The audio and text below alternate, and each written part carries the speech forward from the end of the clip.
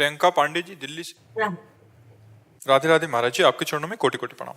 महाराज जी, मेरा ये प्रश्न है कि कई बार जब हम अपने माता पिता के साथ धाम आते हैं तो यहाँ आने से लेकर जाने तक कई चीजों के लिए अर्थ की आवश्यकता होती है। ऐसे समय में यदि गलती से पुत्री का धन माता पिता की ओर चला जाए तो वो याद ना रहे और माता पिता को पुत्री क्या माता पिता पे खर्च कर। हाँ, क्यों नहीं खर्च करते? वो जैसे पुत्र वैसे पुत्री।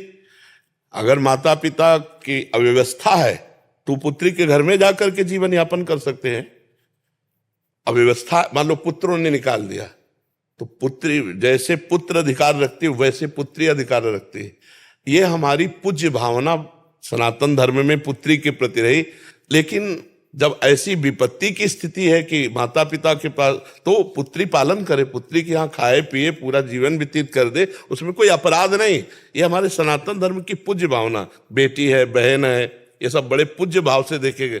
बोले यार हमारी बेटी ब्याही इस गांव में, उस गांव में सबके प्रति पूज्य भाव रखते थे कि इस गांव का भी हम नहीं खाएंगे क्योंकि इस गांव में हमारी बेटी ब्याही है। तो वो पूज्य भाव के कारण है।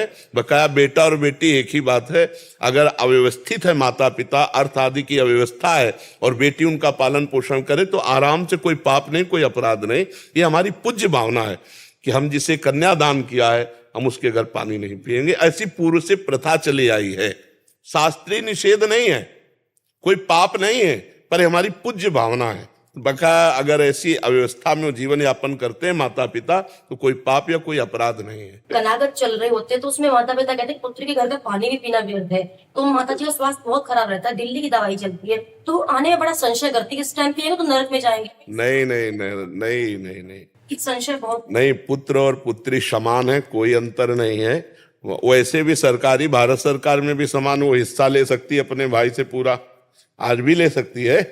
सरकारी विधान से पूरा पुत्र और पुत्री समान है।